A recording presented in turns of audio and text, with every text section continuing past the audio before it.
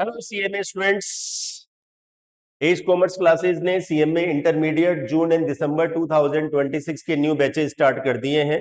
Last class में cost accounting का syllabus मैंने आपके सामने डिस्कस किया था और एग्जाम के पॉइंट ऑफ व्यू से उनके मार्क्स भी यहाँ पर मैंने बताए थे कि कितने मार्क्स का क्या कौन सा चैप्टर कितने मार्क्स का है। तो आज हम यहाँ पर आपका CMA intermediate first group paper number 8 cost accounting का फर्स्ट चैप्टर स्टार्ट करने जा रहे हैं। अब स्टूडेंट्स ये जो फर्स्ट चैप्टर है मतलब स्टार्टिंग के जो 4-5 चैप्टर्स हैं वो आपके फाउंडेशन वाले ही चैप्टर्स हैं जो आपने फाउंडेशन में स्टडी किए थे, क्योंकि मैंने आपको फाउंडेशन के टाइम भी बताया था कि वो आपके बेसिक चैप्टर्स हैं। उनके बिना आगे चलना पॉसिबल नहीं है कि बेस स्ट्रांग होना जरूरी है। तो चलिए, कॉस्ट अकाउंटिंग का जो फर्स्ट चैप्टर है हमारा इंट्रोडक्शन, उसमें सबसे फर्स्ट पॉइंट कि कॉस्ट अकाउंटिंग को इंडिया के अंदर डेवलप कब किया गया था, तो मैं आपको बता दूं कि स्टूडेंट्स की कॉस्ट अकाउंटिंग मतलब जो आईसीएमआई है, एक्चुअल में इसका पहले नाम आईसीडब्ल्यूएआई था, the institute of cost and works accountant of India, जो 1959 में इसका इंडिया में एक्ट बनाया गया था। फिर इंडियन गवर्नमेंट ने यहाँ पर इसको कंपनीज एक्ट 1956 के सेक्शन 233 बी में शामिल किया, इंक्लूड किया कॉस्ट ऑडिट के नेम से। और फिर कंपनीज एक्ट अब चेंज हो गया है, कंपनीज एक्ट 2013 आया, 13 के अंदर यहाँ पर इसको सेक्शन 148 में इंक्लूड किया गया है। क्योंकि मैं आपको बता दूं स्टूडेंट्स की कंपनीज एक्ट भी आपके सिलेबस में है, फर्स्ट ग्रुप में लॉ के अंदर कंपनीज एक्ट 2013 भी आप लोगों को स्टडी करना है। चलिए, अब हम आते हैं यहाँ पर इसकी डेफिनेशंस पे। तो स्टूडेंट्स, कॉस्टिंग के अंदर यहाँ पर आपकी 4 बेसिक डेफिनेशंस यूज होती है। अब ये 4 बेसिक डेफिनेशंस हम विद एग्जांपल समझेंगे। तो एग्जांपल के साथ मैं आपको ये डेफिनेशन क्लियर कर रहा हूं, ध्यान से समझना। अब देखिए स्टूडेंट्स, यदि हम कॉस्टिंग के बारे में बात करें तो मैं आपको बता दूं कि फाइनेंशियल अकाउंटिंग के अंदर एक वर्ड यूज होता है एक्सपेंसेस, मतलब खर्चा। उस एक्सपेंसेस को ही हम कॉस्ट कहते हैं। जैसे हमारा कोई बिजनेस है, अब वो बिजनेस किसी भी टाइप का हो, चाहे वो एक मैन्युफैक्चरिंग बिजनेस हो, चाहे सर्विस प्रोवाइडिंग या रेंडर्ड बिजनेस हो। तो यदि सपोज कीजिए कि हमारा कोई मैन्युफैक्चरिंग बिजनेस है, मतलब हमारी कोई फैक्ट्री है, वहां पे हम कोई गुड्स बना रहे हैं, प्रोडक्ट बना रहे हैं। तो जैसे एग्जांपल के तौर पे मैं बात करूं कि भाई ये पेन हम बनाते हैं। अब हमारा यहाँ पर ये पेन बनाने का बिजनेस है, मतलब इस पेन की मैन्युफैक्चरिंग हम करते हैं। तो स्टूडेंट्स, सबसे पहले तो हमें ये पता लगाना है कि ये जो पेन हमने बनाया, इसको बनाने में टोटल हमारा एक्सपेंसेस कितना इंकर्ड हुआ। तो टोटल जो एक्सपेंसेस इस प्रोडक्ट की मैन्युफैक्चरिंग में इंकर्ड हो रहा है, एट्रीब्यूटेबल हो रहा है, उस टोटल एक्सपेंसेस को हम कहते हैं इस प्रोडक्ट की, इस गुड्स की कॉस्ट। ठीक है। और मैं आपको बता दूं कि जब तक यहां पर हम जो भी प्रोडक्ट बना रहे हैं या जो भी सर्विस हम रेंडर करना चाहते हैं, जब तक हमें उसकी कॉस्ट, उसका एक्सपेंसेस का नॉलेज नहीं होगा, पता नहीं होगा, तब तक हम उसकी सेलिंग प्राइस डिसाइड नहीं कर सकते। मतलब विदाउट कॉस्ट सेलिंग प्राइस कभी डिसाइड नहीं हो सकती है। तो यदि आप अपने किसी प्रोडक्ट को सेल करना चाहते हैं, सर्विस को आप रेंडर करना चाहते हैं, तो आप किस प्राइस पे उसको सेल करेंगे, वो सेलिंग प्राइस तभी डिसाइड होगी जब आपको उसकी कॉस्ट, उसका एक्सपेंसेस का नॉलेज होगा। ठीक है, क्योंकि कॉस्ट में जब आप अपना प्रॉफिट मार्जिन ऐड करेंगे तभी तो सेलिंग प्राइस कैलकुलेट होगी। तो जो पेन हमने बनाया, तो हम मानते हैं कि ये पेन बनाने में हमारा जो टोटल एक्सपेंसेस इंकर्ड हुआ है वो 10 रुपीज का एक्सपेंसेस इंकर्ड हुआ है। मतलब इसको बनाने में जो हमारी टोटल कॉस्ट यहाँ पर इंकर्ड हुई है वो 10 रुपए हुई है। तो स्टूडेंट्स, ये जो टोटल एक्सपेंसेस है इस पेन को बनाने का, वो 10 रुपीज जो है वो हमारी कॉस्ट है। तो यहाँ पर जो फर्स्ट डेफिनेशन है यहाँ पर हमारी, वो फर्स्ट डेफिनेशन क्या है? Cost is defined as the expenditure incurred on attributable to a given product और सर्विसेज। मतलब जो भी प्रोडक्ट और सर्विसेज, ठीक है, हम बना के और रेंडर करना चाहते हैं, सेल करना चाहते हैं, तो उस पर जो भी हमारा एक्सपेंडिचर, टोटल एक्सपेंडिचर इंकर्ड हो रहा है, एट्रीब्यूटेबल हो रहा है, वही हमारी कॉस्ट है। फिर उसके बाद में सेकंड डेफिनेशन आती है इसके अंदर, कॉस्टिंग। अब what mean of costing, costing के बारे में बात करें तो अब हमने ये तो पता लगा लिया कि इस पेन को बनाने में हमारा टोटल एक्सपेंसेस 10 रुपीज का हुआ था, लेकिन ये 10 रुपीज का एक्सपेंसेस कैसे कैसे हुआ ये भी तो हमें पता लगाना जरूरी है। तो यहां पर इस 10 रुपीज के अंदर हमारा मेटेरियल एक्सपेंसेस लगा 4 रुपीज, लेबर एक्सपेंसेस 3 और अदर एक्सपेंसेस 3। क्योंकि ये पेन जो हमने बनाया है इस पेन को बनाने के लिए हमें मटेरियल परचेज करना होगा, ठीक है, और इस मटेरियल को यहाँ पर इस पेन को बनाने में कंज्यूम करना होगा। तो इसमें मटेरियल जो लगा है वो 4 रुपए का लगा है। अब इस पेन को बना कौन रहा है? लेबर, ओनर तो बनाएगा नहीं। तो लेबर एक्सपेंसेस जो है वो 3 रुपीज का है, और अदर एक्सपेंसेस भी हमारा 3 रुपीज का है। तो जो 10 रुपीज हमारा टोटल एक्सपेंसेस सिंगल इस वन पेन को बनाने में इंकर्ड हो रहा है, उसमें 4 रुपीज मेटेरियल, 3 रुपीज लेबर और 3 रुपीज अदर एक्सपेंसेस। तो जब हम इस टोटल कॉस्ट का असरटेनमेंट कर देते हैं, ठीक है, हम ये पता लगाते हैं कि इस टोटल एक्सपेंसेस में कैसे कैसे कौन कौन से एक्सपेंसेस इंकर्ड हुए हैं। तो कॉस्ट के असरटेनमेंट की टेक्निक एंड प्रोसेस को, जब कॉस्ट का असरटेनमेंट किया जाता है तो उसके असरटेनमेंट करने की टेक्निक एंड प्रोसेस को हम कहते हैं कॉस्टिंग। क्या कहते हैं? कॉस्टिंग। फिर उसके बाद में थर्ड डेफिनेशन आती है कॉस्ट अकाउंटिंग। अब यहां पर आपने टोटल कॉस्ट का पता लगा लिया, आपने ये भी पता लगा लिया कि उस टोटल कॉस्ट के अंदर क्या क्या कॉस्ट इंक्लूड है, उसका असरटेनमेंट कर लिया। अब उससे रिलेटेड, मतलब कॉस्ट से रिलेटेड जो भी आपके पास में डेटा है उसे कलेक्ट करना, प्रॉपरली रिकॉर्ड करना, क्लासिफाई करना, समराइजिंग करना, ठीक है, उसे हम कहते हैं कॉस्ट अकाउंटिंग। मतलब कॉस्ट रिलेटेड इंफॉर्मेशन को क्वांटिटेटिव मेथड के बेसिस पे आप कलेक्ट करते हैं, रिकॉर्ड करते हैं, क्लासिफाई करते हैं, समराइजिंग करते हैं।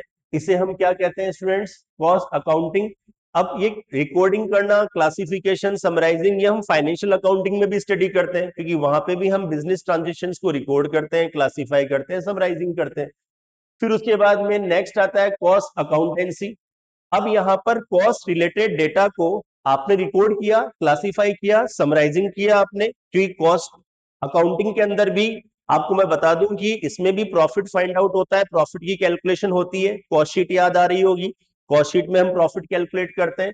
तो स्टूडेंट्स ये सब रिकॉर्डिंग, क्लासिफिकेशन, समराइजिंग करने के लिए जो कॉस्ट अकाउंटिंग के जो प्रिंसिपल्स हैं, मेथड्स हैं, टेक्निक्स हैं, जिनको हम यूज करते हैं, तो ये जो मेथड, टेक्निक्स वगैरह जो भी है, ठीक है, जिनको हम फॉलो करते हैं, तो ये किसकी डेफिनेशन में आती है सारी चीजें? Cost accountancy.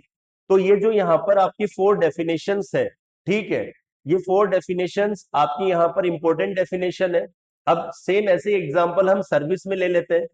जैसे सपोज करना कि हमारा कोई सर्विस रेंडर बिजनेस है, हमारी कोई ट्रांसपोर्ट कंपनी है, और हमारे पास ट्रांसपोर्ट कंपनी के अंदर बस है, पैसेंजर बस। और ये बस सपोज कीजिए जयपुर से मनाली जाती है। अब जयपुर से मनाली जाएगी तो शायद मेरे ख्याल से जाने आने का जो एक्सपेंसेस होगा, पहले तो हमें वो कैलकुलेट करना होगा, क्योंकि इस बस पे टोटल एक्सपेंसेस कितना इंकर्ड हो रहा है यदि वो हमें पता नहीं है, तो हम इस बस का यहाँ पर पैसेंजर के हिसाब से जो फेयर है, किराया है, वो डिसाइड नहीं कर पाएंगे। तो ट्रांसपोर्ट बस है हमारे पास में। अब इस बस का हमारा टोटल एक्सपेंसेस कैसे कैलकुलेट होगा? भाई बस की जो परचेज प्राइस है, कॉस्ट प्राइस है, उस पर डेप्रीशिएशन चार्ज होगा, डेप्रीशिएशन हमारे लिए एक्सपेंसेस है। और क्या होगा उसके अलावा? इस बस का यहाँ पर पेट्रोल डीजल का expenses, toll tax, permit fees वगैरह, रिपेयर एंड मेंटेनेंस वगैरह, ठीक है, तो ऑयल वगैरह, ये जितने भी एक्सपेंसेस हैं, इन सबका हम टोटल करके हम टोटल एक्सपेंसेस फाइंड आउट कर लेंगे। तो टोटल एक्सपेंसेस जो भी आएगा वो हमारी कॉस्ट है, ठीक है। फिर हम उस कॉस्ट का असरटेनमेंट करेंगे, ये मालूम करेंगे कि उस टोटल कॉस्ट के अंदर हमारा पेट्रोल डीजल एक्सपेंसेस कितना है, हमारा रिपेयर मेंटेनेंस एक्सपेंसेस कितना है, डेप्रीशिएशन कितना है। फिर असरटेनमेंट करने की टेक्निक को क्या बोलेंगे? कॉस्टिंग। फिर उसके बाद में उन सभी डेटा को प्रॉपरली एक सिस्टमेटिक फॉर्मेट में रिकॉर्ड कर लेंगे, क्लासिफिकेशन कर लेंगे, उसे हम कॉस्ट अकाउंटिंग कहेंगे। और ये सब करने के लिए जो भी रूल्स, रेगुलेशंस, प्रिंसिपल्स फॉलो होंगे वो कॉस्ट अकाउंटेंसी में आ जाएगा। बहुत सारे एग्जाम्पल स्टूडेंट्स, कमी नहीं है एग्जाम्पल्स की। जैसे एक नॉर्मली आपके ऊपर ही एक एग्जाम्पल ऐसे हम बना लेते हैं कि जैसे आप कोई ट्रिप पे जाना चाहते हैं जयपुर से मनाली, आप 4 दोस्त हैं, 4 फ्रेंड्स हैं, आप वहां जाना चाहते हैं। तो अब देखो, आप वहां जाने से पहले पहले ये डिसाइड करेंगे कि भाई कितने डेज का ट्रिप है। आपने डिसाइड किया कि 5 दिन का ट्रिप है। अब 5 डेज का ट्रिप पे आप जाना चाहते हैं, तो आप पहले अपना एक बजट बनाएंगे कि भाई 5 दिन हम वहां रहेंगे, तो आने जाने का एक्सपेंसेस, वहां रहने का, खाने पीने का एक्सपेंसेस, टोटल हमारा बजट कितना है। तो अब टोटल एक्सपेंसेस आपका पर पर्सन सपोज कीजिए 10,000 हो रहा है। तो 10,000 जो पर पर्सन आपका जो एक्सपेंसेस हो रहा है 5 डेज का, वो तो आपकी कॉस्ट है। फिर उस 10,000 में आने जाने का एक्सपेंसेस कितना है, वहां रहने का, खाने पीने का कितना है। तो जब आप उस 10,000 का असेटलमेंट कर देंगे तो वो हमारी कॉस्टिंग हो जाएगी। फिर उसको एक प्रॉपरली आप एक डायरी में प्रॉपरली फॉर्मेट में नोट कर लेंगे, रिकॉर्ड कर लेंगे, तो वो आपकी कॉस्ट अकाउंटिंग हो गई। ठीक है, और उस फॉर्मेट जो भी आप यूज कर रहे हैं, ठीक है, रिकॉर्डिंग के लिए, क्लासिफिकेशन के लिए, वो आपकी कॉस्ट अकाउंटेंसी हो गई। तो यहाँ पर ये आपकी डेफिनेशंस जो थी, ये मैंने आपको क्लियर कर दी है, जो आपकी 4 बेसिक डेफिनेशंस है यहाँ पर स्टूडेंट्स।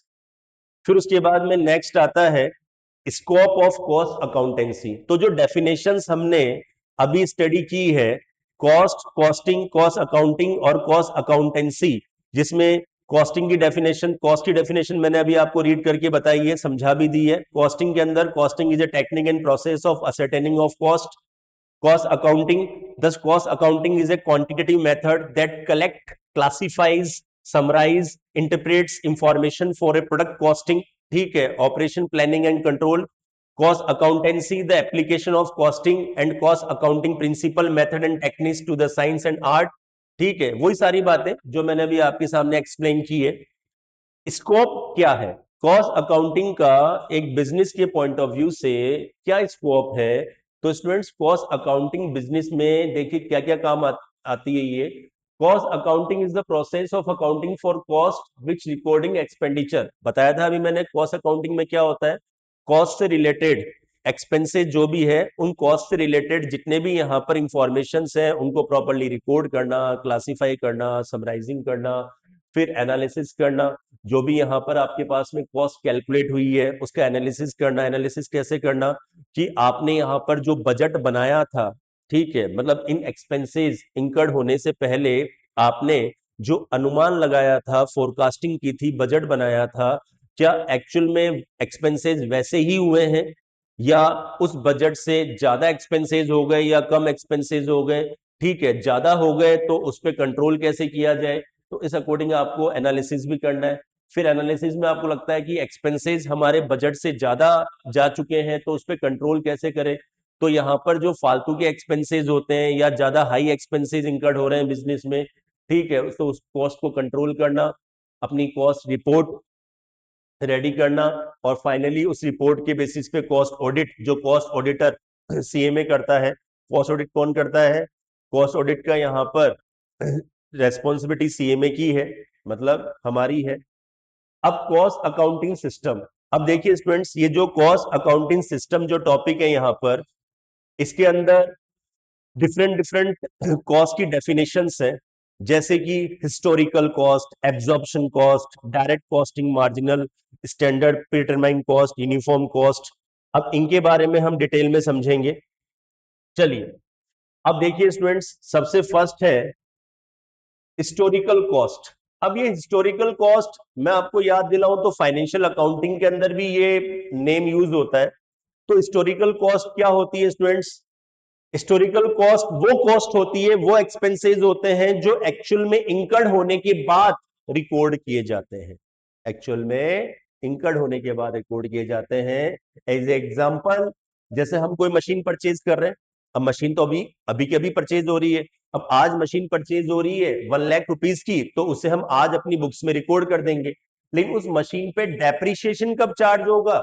उस मशीन पे डेप्रीशिएशन चार्ज होगा अकाउंटिंग ईयर के एंडिंग में। भाई डेप्रीशिएशन तो चार्ज होगा, ये तो हम जानते हैं, लेकिन कब? अकाउंटिंग ईयर के एंडिंग में। तो डेप्रीशिएशन साल के एंड में कैलकुलेट होगा, तो जब वो साल के एंड में लगेगा तभी हम उसको रिकॉर्ड करेंगे, पहले क्यों करें? तो यहां पर ये समझाया गया है हिस्टोरिकल कॉस्ट में आपको कि वो एक्सपेंसेस जो एक्चुअल में इंकर्ड हो गए हैं, एक्चुअल में इंकर्ड होने के बेसिस पे ही उनको हम बुक्स में रिकॉर्ड करते हैं। तो हिस्टोरिकल कॉस्ट की डेफिनेशन है कि this type of cost are ascertained only after they have been incurred. तो इंकर्ड होने के बाद ही उनको प्रॉपरली रिकॉर्ड किया जाएगा, उससे पहले उनको रिकॉर्ड नहीं किया जाएगा। मतलब हम यहाँ पर हिस्टोरिकल कॉस्ट मेथड में अनुमान नहीं लगाते हैं, मतलब कि आगे ये होगा उसको पहले रिकॉर्ड कर दो, नहीं। यहां जब वो चीज होगी तभी उसको रिकॉर्ड करना है। किसमें? हिस्टोरिकल कॉस्ट में। अब आते हैं एब्जॉर्प्शन कॉस्टिंग। अब स्टूडेंट्स, एब्जॉर्प्शन कॉस्टिंग में क्या होने वाला है कि आपकी जो भी कंपनी आप चला रहे हैं, उस कंपनी के अंदर आप जो गुड्स या प्रोडक्ट मैन्युफैक्चर कर रहे हैं, तो गुड्स को बनाने में देखिए काफी टाइप के एक्सपेंसेस होते हैं, है ना भाई। गुड्स को बनाने में अभी मैंने आपको कुछ एग्जांपल दिए थे, मटेरियल, लेबर, अदर एक्सपेंसेस को हम ओवरहेड्स कहते हैं, ठीक है, जिनको इनडायरेक्ट एक्सपेंसेस कहा जाता है। तो अदर एक्सपेंसेस में वैसे तो डायरेक्ट इनडायरेक्ट दोनों ही आते हैं। तो इनडायरेक्ट एक्सपेंसेस हमारे ओवरहेड्स होते हैं, वो हम आगे स्टडी करेंगे, चैप्टर भी है वो हमारा। हम कोई गुड्स बनाते हैं, गुड्स बनाने में हमारे काफी टाइप के एक्सपेंसेस होते हैं। इन एक्सपेंसेस को हम नॉर्मली टू पार्ट्स में डिवाइड करते हैं, वेरिएबल और फिक्स। वेरिएबल एक्सपेंसेस वो एक्सपेंसेस हैं जो आपके प्रोडक्ट की क्वांटिटी के बेसिस पे वेराई होते हैं। आप अपने प्रोडक्ट की क्वांटिटी को जैसे जैसे आप इंक्रीज करते जाएंगे, आपके वेरिएबल एक्सपेंसेस भी इंक्रीज होंगे, और क्वांटिटी को रिड्यूस करने पर वेरिएबल एक्सपेंसेस भी रिड्यूस होंगे। तो स्टूडेंट्स, वेरिएबल एक्सपेंसेस यहाँ पर, ठीक है, जैसे मटेरियल हो गया। अब आपको पता है कि एक पेन बनाने में जो मटेरियल लगेगा, 10 पेन बनाने में ज्यादा लगेगा। तो ये आपका मटेरियल जो एक्सपेंसेस है वो वेरिएबल का पार्ट है। तो वेरिएबल एक्सपेंसेस, फिक्स एक्सपेंसेस। अब ये फिक्स एक्सपेंसेस थोड़े से जिद्दी एक्सपेंसेस होते हैं, ये अपनी जगह से हिलते नहीं है, मतलब ये फिक्स रहते हैं। तो ये ऑलमोस्ट फिक्स रहते हैं। तो यहाँ पर गुड्स, जैसे फिक्स का भी एग्जांपल दे दूं, जैसे रेंट। अब ये मेरी फैक्ट्री है, अब इस फैक्ट्री में चाहे मैं एक फैन बनाऊं, चाहे 10 बनाऊं, 100 बनाऊं, 1000 बनाऊं, रेंट तो मेरा उतना ही चार्ज होगा। तो यहाँ पर वेरिएबल एक्सपेंसेस, फिक्स एक्सपेंसेस, हम यहाँ पर गुड्स बनाने में जो भी हमारा टोटल एक्सपेंसेस इनकर्ड हो रहा है, हमने उसको दो पार्ट में डिवाइड कर दिया। तो एब्जॉर्प्शन कॉस्ट ये कहता है कि गुड्स बनाने में जितने भी टाइप के एक्सपेंसेस इंकर्ड हो रहे हैं, उन सभी एक्सपेंसेस को हम एब्जॉर्प्शन कॉस्ट में इंक्लूड करेंगे।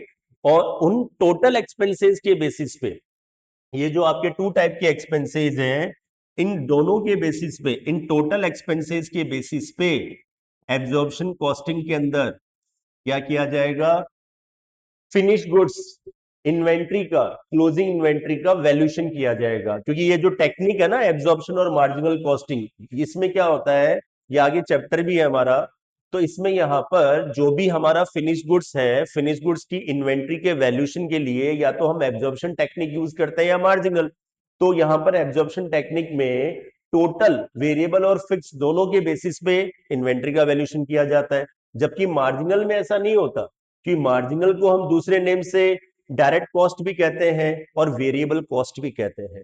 मार्जिनल कॉस्ट के अंदर जो भी गुड्स आप बना रहे हैं, ठीक है, उसमें हम इन्वेंट्री का वैल्यूएशन करने के लिए सिर्फ वेरिएबल एक्सपेंसेस को ही काउंट करते हैं। सिर्फ वेरिएबल के बेसिस पे ही हम क्या करते हैं, फिनिश गुड्स का वैल्यूएशन करते हैं, इन्वेंट्री का वैल्यूएशन करते हैं।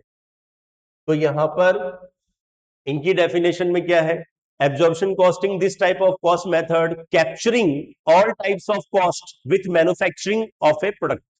मतलब इसमें सभी टाइप की कॉस्ट को शामिल किया जाता है, जो भी प्रोडक्ट आप बना रहे हो उसमें इंकर्ड होने वाली।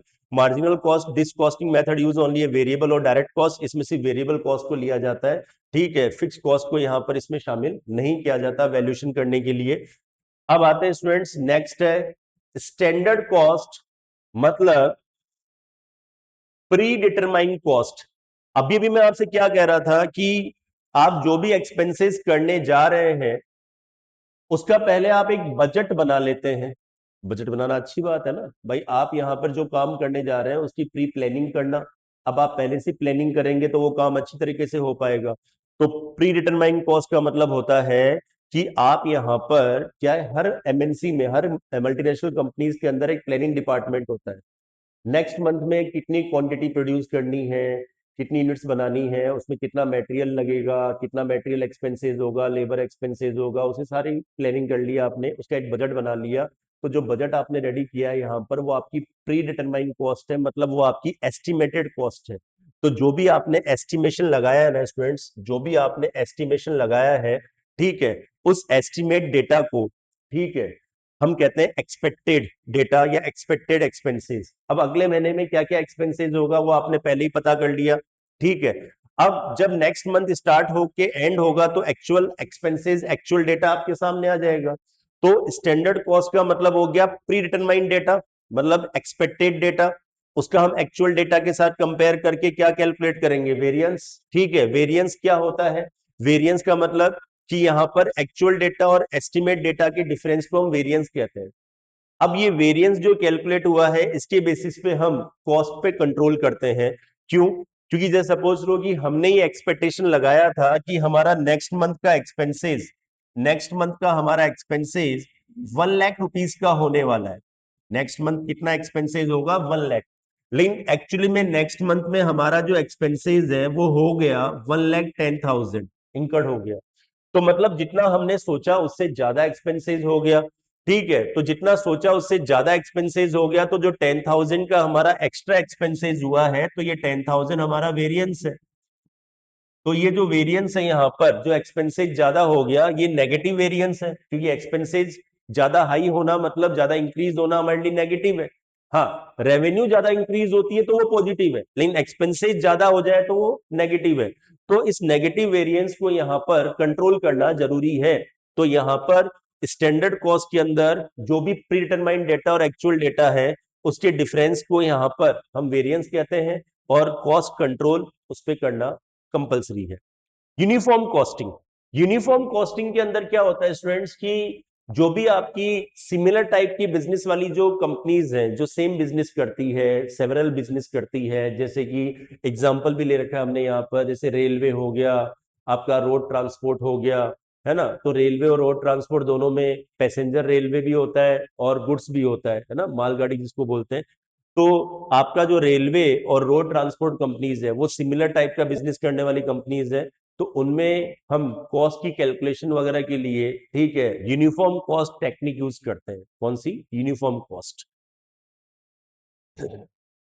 अब उसके बाद में नेक्स्ट आता है स्टूडेंट्स आपका limitation of cost accounting system. अब देखो, किसी चीज के यदि काफी सारे प्लस पॉइंट्स हैं तो कुछ माइनस भी होते हैं, कुछ नेगेटिव पॉइंट्स भी होते हैं, ठीक है। तो कॉस्ट अकाउंटिंग की लिमिटेशंस में सबसे फर्स्ट है कि ये एक्सपेंसिव है। मतलब कि कॉस्ट अकाउंटिंग के मेथड्स टेक्निक्स इतने ज्यादा होते हैं कि सबको यूज करना एक्सपेंसिव होता है। सेकंड, कॉस्ट अकाउंटिंग और आपका फाइनेंशियल अकाउंटिंग, ये दोनों के जो रिजल्ट्स हैं, रिजल्ट मतलब प्रॉफिट, भाई हम फाइनेंशियल अकाउंटिंग में भी प्रॉफिट कैलकुलेट करते हैं और कॉस्ट अकाउंटिंग में भी प्रॉफिट कैलकुलेट किया जाता है। तो दोनों के प्रॉफिट सेम नहीं होते, दोनों के प्रॉफिट में डिफरेंस आता है। उस डिफरेंस की वजह से हमें रिकंसिलेशन स्टेटमेंट बनाना होता है। जैसे हम बीआरएस बनाते हैं, बैंक रिकंसिलेशन स्टेटमेंट, वहां क्या करते हैं, पासबुक और कैशबुक के बैलेंसेज में जो डिफरेंस है उसके लिए हम बीआरएस बनाते हैं। वैसे ही यहाँ पर कॉस्ट अकाउंटिंग और फाइनेंशियल अकाउंटिंग के जो यहाँ प्रॉफिट्स है, रिजल्ट्स है, उनमें डिफरेंस के लिए, जो भी डिफरेंस आता है उसके लिए हम रिकंसिलेशन स्टेटमेंट बनाते हैं। ये हमारा रिकंसिलेशन स्टेटमेंट चैप्टर भी है कॉस्टिंग के अंदर, ध्यान रखना। फिर उसके बाद लिमिटेशंस के बाद आते हैं स्टूडेंट्स हम डिफरेंसेस पे, कि कॉस्ट अकाउंटिंग और फाइनेंशियल अकाउंटिंग में क्या डिफरेंस है, और सेकंड कॉस्ट अकाउंटिंग और मैनेजमेंट अकाउंटिंग में क्या डिफरेंस है, ठीक है। तो स्टूडेंट्स, फाइनेंशियल अकाउंटिंग हम 11 क्लास से स्टडी करते आ रहे हैं। क्या काम आती है फाइनेंशियल अकाउंटिंग हमारी कंपनी, हमारे बिजनेस में? फाइनेंशियल अकाउंटिंग में पहले हम ऑब्जेक्ट की बात करें तो फाइनेंशियल अकाउंटिंग के अंदर फाइनेंस से रिलेटेड, फाइनेंशियल परफॉर्मेंस से रिलेटेड जो भी इंफॉर्मेशन है एंटिटी की, ठीक है, वो प्रोवाइड की जाती है। जबकि कॉस्ट अकाउंटिंग में कॉस्ट से रिलेटेड इंफॉर्मेशन प्रोवाइड होती है, जिसकी वजह से हम कॉस्ट पे कंट्रोल कर सके और डिसीजन मेकिंग कर सके। नेचर वाइज बात करें तो यहाँ पर फाइनेंशियल अकाउंटिंग के अंदर जो भी फाइनेंस से रिलेटेड इंफॉर्मेशन है, ट्रांजेक्शन है, उनको रिकॉर्ड करना, क्लासिफाई करना इन टर्म्स ऑफ मनी में। जबकि यहाँ पर कॉस्ट अकाउंटिंग के अंदर जो भी कॉस्ट रिलेटेड इंफॉर्मेशन है आपके पास, उनको प्रॉपरली रिकॉर्ड करना, क्लासिफाई करना एक सिग्निफिकेंट मैनर में। फिर आता है recording of data, recording of data. अब रिकॉर्डिंग ऑफ डेटा की हम बात करें तो फाइनेंशियल अकाउंटिंग में सिर्फ हिस्टोरिकल डेटा ही रिकॉर्ड होता है, जो एक्चुअल में इंकर्ड हुआ है, मैंने बताया था अभी। जबकि कॉस्ट अकाउंटिंग के अंदर हिस्टोरिकल के साथ साथ प्री डिटरमाइंड डेटा भी रिकॉर्ड होता है, बजटेड डेटा भी रिकॉर्ड होता है, मतलब जो पहले से एस्टिमेटेड हमने अनुमान लगाया है उसको भी हम कॉस्टिंग में रिकॉर्ड करते हैं। User of information, financial accounting की इंफॉर्मेशन शेयर होल्डर्स को, क्रेडिटर्स को, मतलब जो भी यहाँ पर इंटरनल और एक्सटर्नल यूजर्स हैं उनको प्रोवाइड की जाती है। मतलब फाइनेंशियल अकाउंटिंग की इंफॉर्मेशन को हम पब्लिकली पब्लिश कर सकते हैं, लेकिन कॉस्ट अकाउंटिंग की इंफॉर्मेशन को सीक्रेट रखा जाता है, पब्लिकली पब्लिश नहीं किया जाता है। कॉस्ट अकाउंटिंग की इंफॉर्मेशन सिर्फ इंटरनल यूजर्स को ही प्रोवाइड की जाती है, एक्सटर्नल यूजर्स को प्रोवाइड नहीं की जाती है। कॉस्टिंग का मामला है, यदि आप सबको बता दोगे चिल्ला चिल्ला के कि भाई ये चीज हम इतने में बना रहे हैं, इतना हमारा प्रॉफिट है, ये है वो है, तो फिर वो अगला वाला कॉम्पिटिटर जो है वो आपसे भी कम प्राइस में बनाना सोचेगा, चाहेगा और बना भी लेगा, वो आपके लिए क्या होगा, नुकसानदायक होगा। तो इसलिए कॉस्ट अकाउंटिंग की इंफॉर्मेशन को सीक्रेट रखा जाता है, पब्लिकली पब्लिश नहीं किया जाता है। फिर आता है analysis of cost and profit. Cost financial accounting के अंदर क्या क्या आता है, प्रॉफिट और लॉस की कैलकुलेशन होती है, जबकि कॉस्ट अकाउंटिंग के अंदर प्रॉफिट और लॉस के साथ साथ आपकी यहाँ पर कॉस्ट की डिटेल्स हो गई, cost object, process, job operation, इन सब की भी यहाँ पर कैलकुलेशन की जाती है, एनालिसिस किया जाता है। भाई एनालिसिस मतलब हो गया कि फाइनेंशियल अकाउंटिंग में फाइनेंशियल स्टेटमेंट बनने के बाद हम क्या करते हैं, ratio analysis, cash flow statements वगैरह ये सब बनाते हैं। वहां पर हम क्या करेंगे, वहां पे हम जो भी हमारे कॉस्ट डिटेल्स है, कॉस्ट ऑब्जेक्ट्स हैं, उनका एनालिसिस करेंगे। फिर सेकंड डिफरेंस आता है स्टूडेंट्स, कॉस्ट अकाउंटिंग और मैनेजमेंट अकाउंटिंग के बीच में डिफरेंस। अब कॉस्ट अकाउंटिंग और मैनेजमेंट में क्या डिफरेंस होता है, तो स्टूडेंट्स कॉस्ट अकाउंटिंग के बारे में बात हुई थी अभी, क्या कि कॉस्ट अकाउंटिंग में क्या होता है, जो भी कॉस्ट रिलेटेड ट्रांजेक्शन है उनको रिकॉर्ड करना, क्लासिफाई करना, समराइजिंग करना, और जो कॉस्ट की जो रिपोर्ट है, डेटा है, उसे यहां पर मैनेजमेंट को प्रोवाइड करना। क्योंकि मैनेजमेंट अकाउंटिंग में जो मैनेजरियल पर्संस है उनको फाइनेंशियल रिपोर्ट और कॉस्ट रिपोर्ट दोनों प्रोवाइड करनी होती है। क्यों, क्योंकि मैनेजमेंट के अंदर जितने भी लोग हैं वो उन सबके बेसिस पे क्या करते हैं, डिसीजंस लेते हैं कि आगे फ्यूचर में हमें हमारी कंपनी में क्या चेंजेस करना है, क्या नया करना है, क्या हटाना है, क्या ऐड करना है। तो यहां पर management accounting, the accounting which both the financial non financial information are provided to managers in is known as management accounting. चाहे वो फाइनेंशियल इंफॉर्मेशन हो चाहे नॉन फाइनेंशियल इंफॉर्मेशन हो, हमें मैनेजमेंट को सारी इंफॉर्मेशन प्रोवाइड करनी जरूरी है।